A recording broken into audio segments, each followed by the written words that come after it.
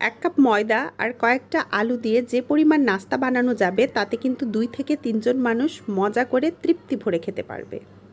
আসসালামু আলাইকুম। প্রতিদিনের হেসেল ঘরে সবাইকে আরও একবার স্বাগতম। আমাদের আজকের রেসিপি মুচমুচে মুখরোচক নাস্তা। মাত্র 1 কাপ ময়দা ও সামান্য আলু দিয়ে এই মজার নাস্তা তৈরি করা যাবে। এটা বানানোও খুব সহজ আর অল্প সময়ে তৈরি করা যায়। একবার তৈরি করলেই বুঝবেন এটা কতটা সহজ আর কতটা মজার। আশা করছি আজকের রেসিপি সবার ভালো লাগবে। রেসিপি ভালো লাগলে চ্যানেলটি সাবস্ক্রাইব করে একটা লাইক দিয়ে আমাকে সাপোর্ট করবেন।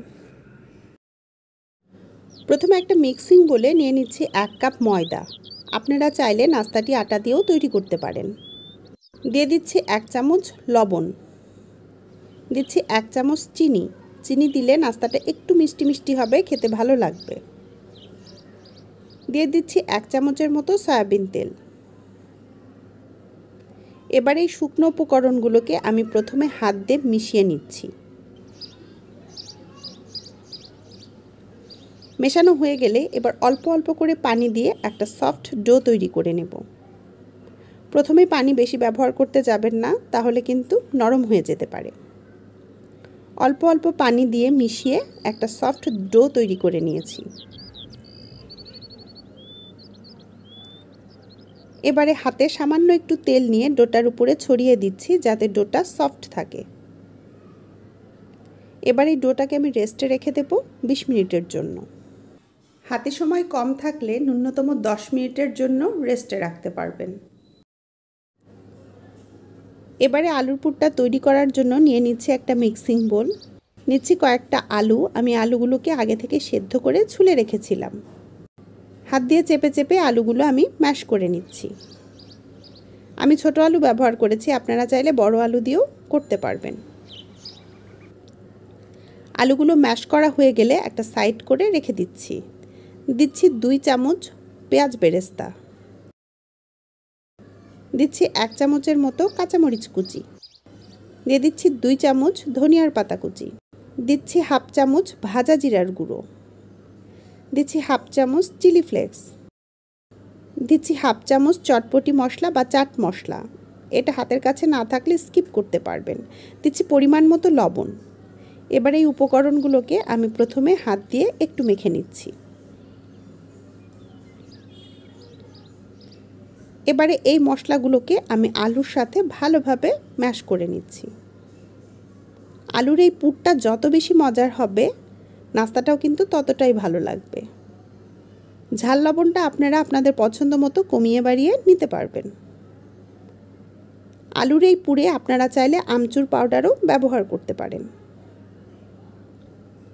ভালোভাবে মেশানোর পর আলুর পুরটা একদম রেডি হয়ে গেছে। আমি এবার এটাকে সাইড করে রেখে দিচ্ছি।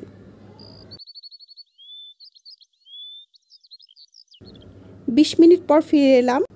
ময়দার ডোটাও বেশ সফট হয়ে এসেছে। এবার ডোটাকে আমি 1 থেকে 2 মিনিট একটু হাত দিয়ে ভালোভাবে মুথে নেব। একটু সময় নিয়ে কাজটা করে নিচ্ছি।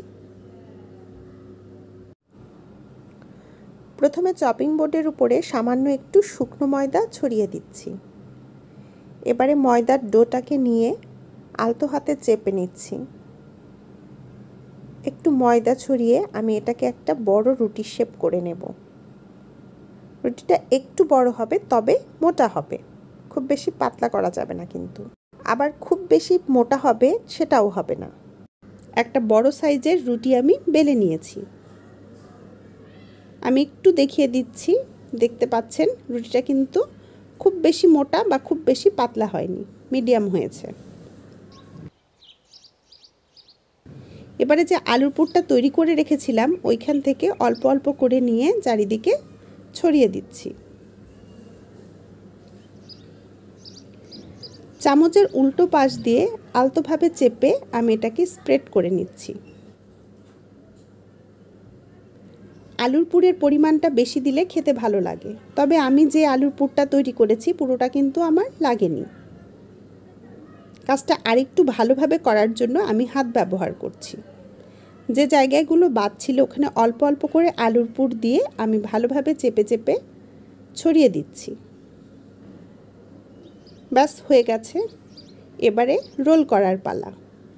এক সাইড থেকে ধরে সাবধানে আস্তে আস্তে চেপে চেপে আমি রোল করে নেব।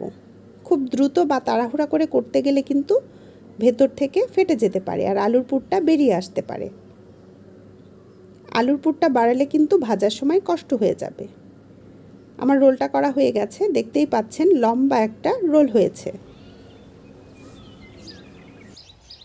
এবার এই রোলটাকে আমি একটা চাকু দিয়ে কেটে নিচ্ছি। রোলটাকে কেটে ছোট ছোট পিস করে নিতে হবে। আপনারা চাইলে কাজটা একটা সুতা ব্যবহার করেও করতে পারবেন। 1 কাপ ময়দা আর কয়েকটা আলু দিয়ে যে পরিমাণ নাস্তা বানানো যাবে তাতে কিন্তু 2 থেকে 3 জন মানুষ মজা করে তৃপ্তি ভরে খেতে পারবে। এবার আমি একটা তুলে দেখাচ্ছি আপনাদেরকে কিভাবে এটাকে শেপ করব।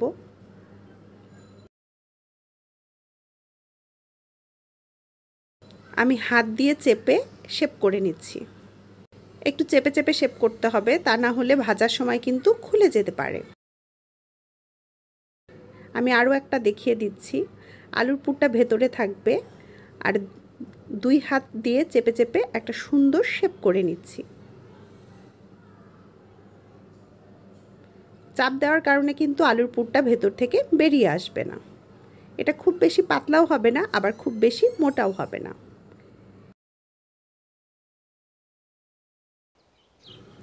আর এভাবে হাত দিয়ে চেপে চেপে আমি সবগুলো নাস্তা তৈরি করে নেব।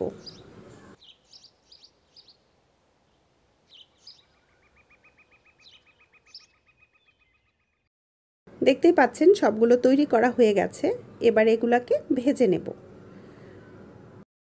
ভাজার জন্য আমাদের লাগবে একটা ডিম। একটা ডিম দিয়েই কিন্তু সবগুলো নাস্তা ভাজা যাবে। দিয়ে দিচ্ছি সামান্য একটু লবণ। এবার একটা চামচ দিয়ে ভালোভাবে ডিমটাকে ফেটিয়ে নিচ্ছি। এই ডিমটা আমাদের বাইন্ডিংয়ের কাজ করবে। চুলায় প্যান বসিয়ে প্রথমে তেল দিয়েছি।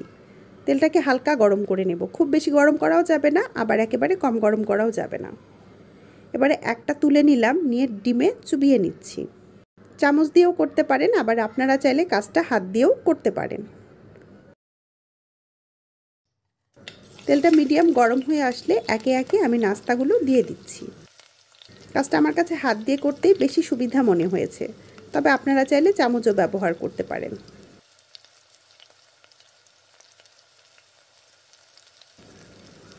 দেওয়ার পর চুলার আঁচটা মিডিয়াম লোর মাঝামাঝি থাকবে।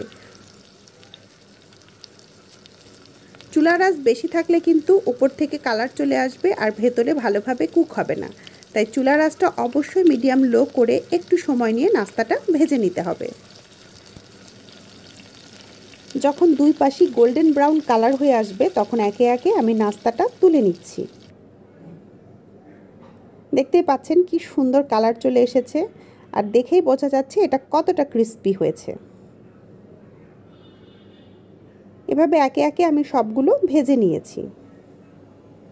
মাত্র 1 কাপ ময়দা, কয়েকটা আলু আর একটা ডিম দিয়ে যদি সন্ধ্যায় এত দারুণ মজার নাস্তা বানানো যায় তবে মন্দ হয় না। পরিবারের সবাই তো পছন্দ করবে, সাথে নিজেরও খুব ভালো লাগে। চায়ের সাথে অথবা অতিথি আপ্যায়নে আপনারা সার্ভ করতে পারেন। অবশ্যই বাসায় তৈরি করবেন, কেমন হয়েছে আমাকে জানাবেন। আমি একটা আপনাদের সাথে ভেঙে শেয়ার করছি। দারুণ মুচমুচে হয়েছে, আর ভেতরে আলুর পুরটা থাকার কারণে খেতে খুব মজা লাগে। আলুর পুরটা আগে তৈরি করে রাখলে এই নাস্তা বানাতে আপনার লাগবে মাত্র 10 থেকে 15 মিনিট। রেসিপি ভালো লাগলে চ্যানেলটি সাবস্ক্রাইব করে সাপোর্ট